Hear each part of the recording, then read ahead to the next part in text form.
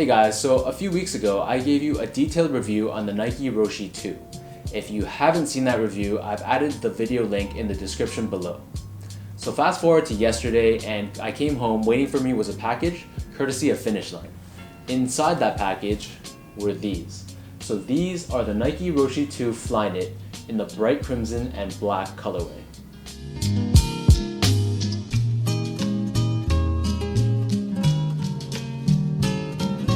The retail price on these is $130 US or 175 Canadian. So here in my hands I have both the Flyknit and the regular version of the Roshe 2. So of course the obvious main difference between the two versions is the material that's used on the upper. So on the regular version we have this neoprene material that's covered in my previous review. And of course Flyknit is used on the Flyknit version. But aside from that, there's some major differences between the two that set them apart. So taking a look at them side by side and at their overall shape, the regular version has a much higher cut than the Flyknit version, especially around the tongue area. So the regular Roshe has this booty-like fit, and the tongue is connected to the rest of the shoe. Whereas the Flyknit version fits a bit more like the traditional Roshe 1, in that the tongue is a separate piece than the sides of the shoe.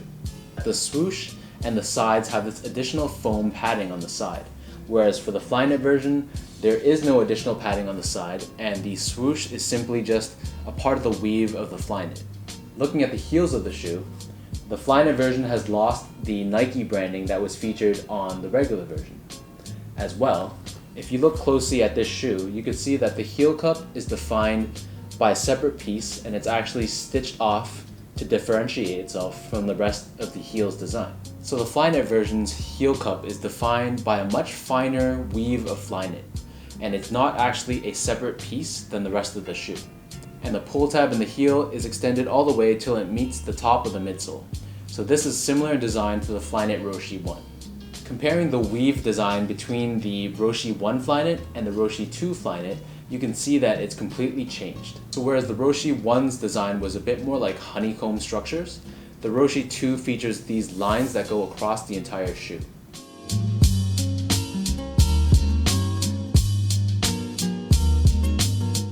If you look really closely at the toe box area, there's these small perforations along the Flyknit, and this increases the ventilation and makes the shoe a lot more breathable. In addition, the way these were knitted allows you to see either one color or another based on your angle of viewing of the shoe. So if I tilt the shoe downwards towards this way, you can see that the black Flyknit becomes more and more obvious. But the reverse is true as well. So if I tilt it back this way, then slowly you see more and more of the bright crimson. So this colorway doesn't show this off as clearly as some of the other colorways.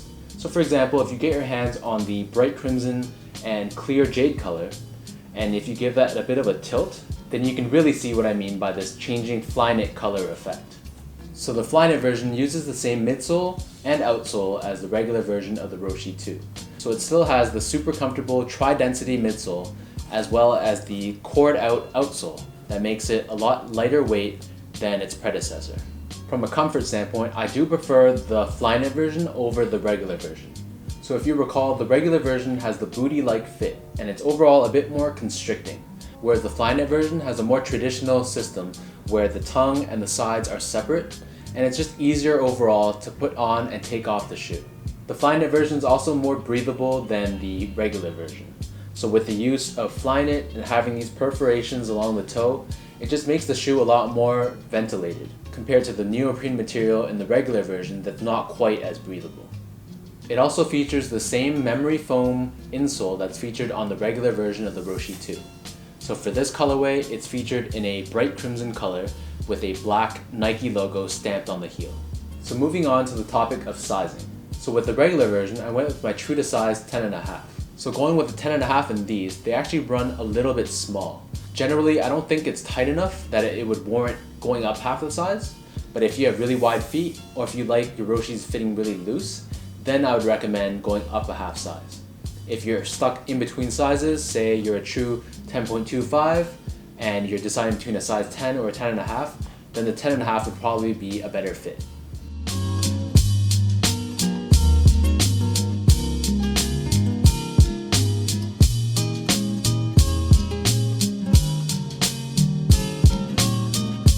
So let's take a look at how these are on feet.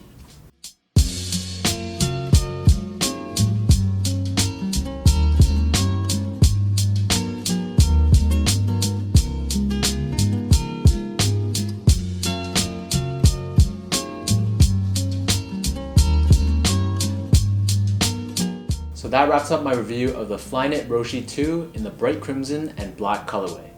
Let me know in the comments below if you guys prefer the regular or the Flyknit version, and be sure to follow me on Instagram at SGO8.